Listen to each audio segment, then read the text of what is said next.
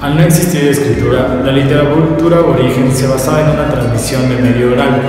Eran encargados de estos los amautas y avaricos, quienes eran los poetas y sabios del imperio.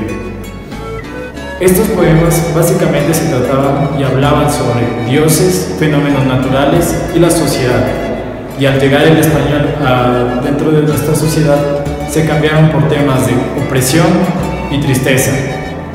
Uno de los poemas más representativos y atribuidos a Jacinto Collahuaso es la elegía a la muerte de Atahualpa, quien fue recopilado por Juan León Mera y Luis Cordero. Rogo Cuscum, Hatu Pacay, Wani Wakaiwa, Waka Kurkami, Urpi Wawapas, Hana Yurapi, Yaki Yakilla, Waka Kurkami, Puyu Puyuya, Wira Kuchami, Kurita Nishpa, Fundarirkami, Inka Yayata, Hapi Kuchishpa, Siri Payashpa, Wanyu Chirkami, Puma Shunguwa, Matu Makiwa, Yamatashina, Tuku Chirkami.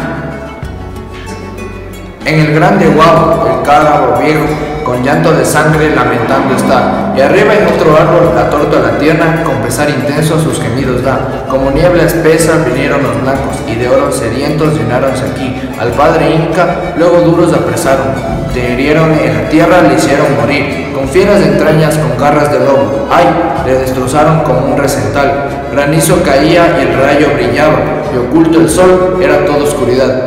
Los sabios temblando de pavor, como otros varones se hicieron vivos sepultar. Como no abrumado he de estar de pena, viendo que mi patria de un extraño es ya. Untémonos todos, hermanos, y vamos, la tierra sangrienta de llanto regal. Desde el alto cielo, oh Inca, Padre amado, nuestra amarga pena, dígnate mirar. Viendo tantos males, no he de morir, corazón no tengo y aún puedo vivir. Una de las principales influencias que tuvo la conquista española dentro de la literatura latinoamericana fue que la cultura estuvo en manos del clero. Esto introdujo una gran cantidad de escritos clericales, así como temáticas religiosas en la mayoría de obras. Esto además promovió la escritura gongorista, que fue inaugurada por Luis de Góngora en sus poemas. Fue propuesta y luego el estilo le siguió. Adicionalmente a esto, los cronistas de Indias, que fueron los primeros en arribar a territorio americano, fueron los encargados de redactar las primeras memorias que se tienen sobre el nuevo continente y los españoles de aquí. Adicionalmente a esto, aparecieron los poetas guayaquileños, que fueron los primeros en arribar. Originalmente eran guayaquileños, pero se creyó que eran españoles por mucho tiempo, y estos se tratarán a continuación dentro de los poetas característicos de este periodo. El padre Fray Gaspar de Villarroel nació en Quito en 1587. Fue considerado uno de los pioneros dentro de la literatura ecuatoriana por escribir obras como El breve diseño de Guayaquil y Quito, Carta a Lizardo y El sermón en la canonización del Glorioso. Este padre tenía interés por la poesía desde muy pequeño y fue considerado de los mejores escritores dentro del laboratorio sagrado religioso del Ecuador.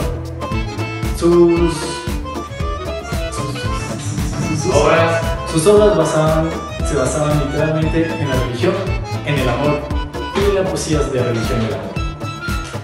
Como datos importantes, en 1651 fue nombrado obispo de Arequipa y fue uno de los padres ecuatorianos que vivió en Santiago de Chile durante el gran terremoto de 1647.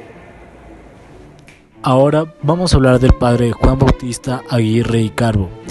Él es un ecuatoriano nacido el 11 de abril de 1725 y fallecido el 15 de junio de 1786 en Trinovi, Italia. Fue un reconocido poeta y escritor de la época colonial ecuatoriana. También es muy reconocido como los precursores de la poesía hispanoamericana. Como datos importantes, fue un jesuita que vivió la anulación de su orden por el Papa Clemente. Juan Bautista Aguirre y Carbo cultivó la oratoria sagrada, con poemas religiosos morales basados en el amor. Su poesía entra dentro de la corriente gongorina. Jacinto de Hevia. No se conoce mucho acerca de este escritor, mas que nació en Guayaquil en el año de 1629, que el 20 de mayo de 1657 logró un doctorado en la Universidad de San Gregorio y tomó el estado sacerdotal, y que sus novelas más reconocidas fueron El sueño del cielo, Las elegías a la trampa muerte de don Baltasar Carlos, príncipe de España, y la declaración de desaparición de la reina doña Isabel de Borbón. Poeta y abogado ecuatoriano Rafael García Ballena. Él nace el 31 de julio de 1766 y muere el 9 de noviembre de 1823. No se conocen muchas cosas acerca de este hombre, más los que son recopilados en un libro por José Mila, donde allí se narra que desde muy temprana edad Rafael García Ballena tenía afición por las letras, creando poesías, y cuando sus padres se mudaron hacia Guatemala, allí logró sobresalirse como un escritor, y es así que ayudó a la transición del régimen colonial y la independencia. Los títulos más reconocidos acerca de este hombre son Los Zanates y el burro, Juminetes y El sopilote con Golita del padre Juan de Velasco. Este fue un sacerdote jesuita, nacido en Robamba el 6 de enero de 1727 y fallecido en Italia, Faenza, el 29 de junio de 1792. Como ocupación, era el de historiador y sacerdote, y una de sus obras más notables fue Historia del Reino de Quito en la América Meridional, Carta Geográfica del Reino de Quito. Este padre, por su amplio conocimiento de la historia, fue catalogado como los 3 geógrafos del Reino de Quito, junto con Velasco, que fue catalogado como el historiador, Maldonado, que fue catalogado como el geógrafo, y Espejo como el espíritu libertario.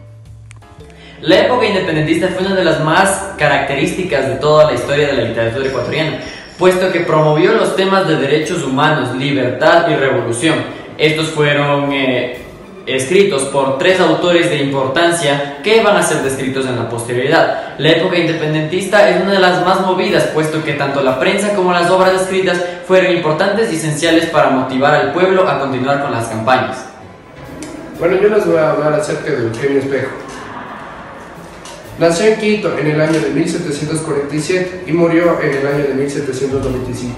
Una de sus obras más exponentes son Nuevo Luciano de Quito y Las premisas de la cultura de Quito. Las premisas de la cultura de Quito es la más importante porque promueve implícitamente las ideas independentistas en los años posteriores.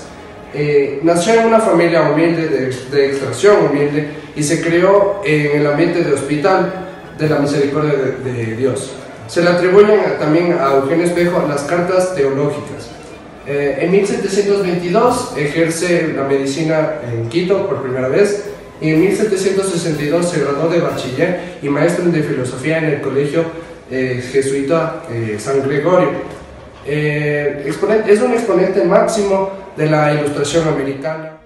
En la obra escrita por Eugenio Espejo, Nuevo Luciano de Quito, se puede apreciar que se aparta del siglo XVIII y por otro lado la pertenecía. Se aparta, por ejemplo, de un diálogo y al mismo tiempo pertenecía por ser el tema de una crítica personal y satírica del clero en general y de los jesuitas en particular.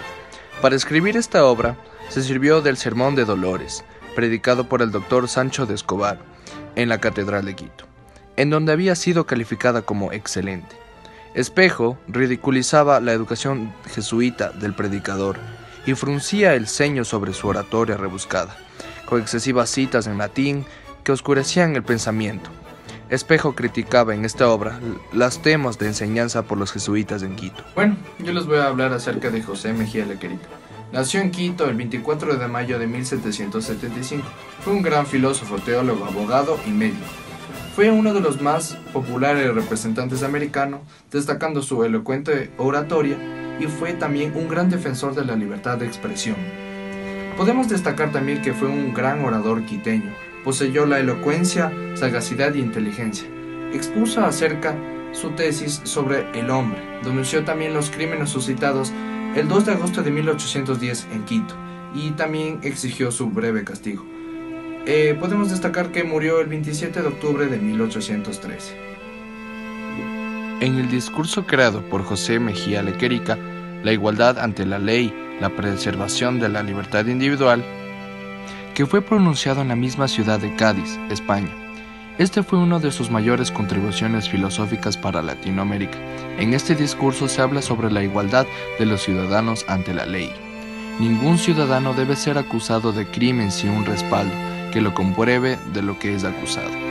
Dice que las personas deben tener pruebas para ser acusados y no evadir la ley, y a pesar del estado socioeconómico que pertenezca al acusado.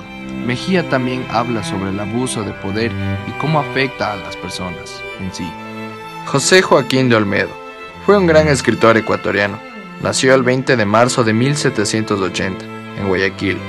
Fue presidente de la Junta de Gobierno de Guayaquil. A la edad de los 14 años viajó a Lima para ingresar al convictorio de San Marcos y luego posteriormente a la universidad, en donde se graduó de doctor en jurisprudencia. Fue exiliado a Perú en el año de 1822 por oponerse a la integración de Ecuador. En sus obras poéticas se destaca el neoclasicismo, tales son como A la muerte de mi hermana, su oda al árbol.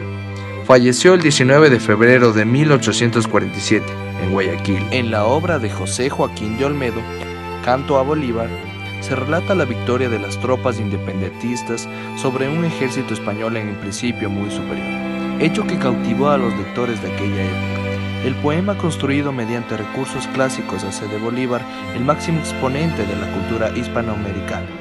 El poema continúa con la aparición del Inca Huayna Cápac, que recuerda la forma inhumana en que fueron conquistados por los españoles. Empuja al ejército a expulsar a los conquistadores de América.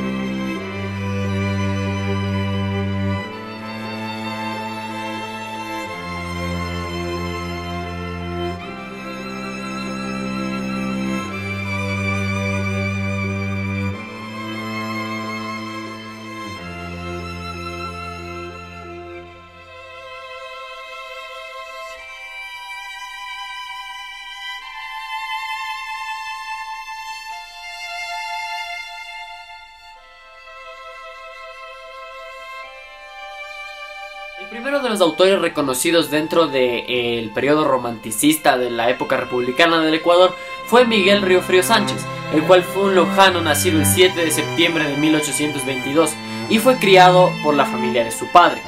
En 1838 ingresa en el convictorio de San Fernando, en el cual cursa sus estudios secundarios y fue alumno de Francisco Montalvo.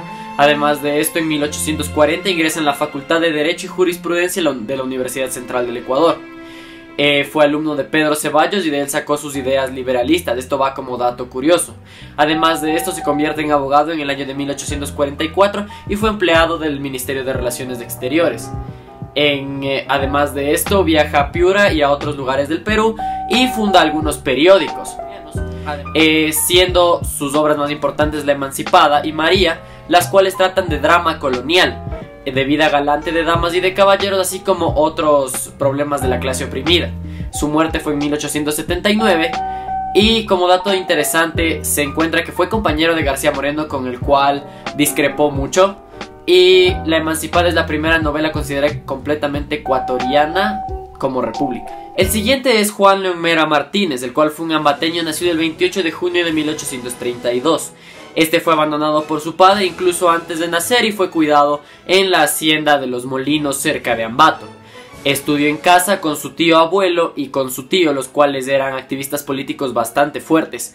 Además de esto, luego viaja a Quito para estudiar pintura con Antonio Salas. A sus 33 años escribe el Himno Nacional del Ecuador, que fue su obra más reconocida, la cual persiste hasta el día de hoy. Además de esto, publica la novela Cumandá, la cual fue una de las primeras novelas escritas como tal dentro de la República. Y en 1874 forma la Academia Ecuatoriana de la Lengua y fue un miembro activo de la RAE también. Muere el 13 de diciembre de 1894. Como datos interesantes, se puede decir que fue presidente del Congreso Nacional en determinado punto y que existe un museo llamado La Quinta de Juan León Mera, que se encuentra en Ambato en la actualidad. El siguiente escritor fue Gonzalo Saldumbide, el cual fue un quiteño nacido en 1884. A los 5 años pierde a su padre y se traslada a la hacienda de Pimán en Imbabura. Estudia la primaria allí y luego se traslada al Colegio San Gabriel de Quito, glorioso, honroso, histórico y antiquísimo. Además de esto sigue la carrera de Derecho en la Universidad Central del Ecuador y luego va por la beca de Leónidas Plaza a París. Escribe su denominada Égloga Trágica, la cual tiene un estilo romanticista casi modernista.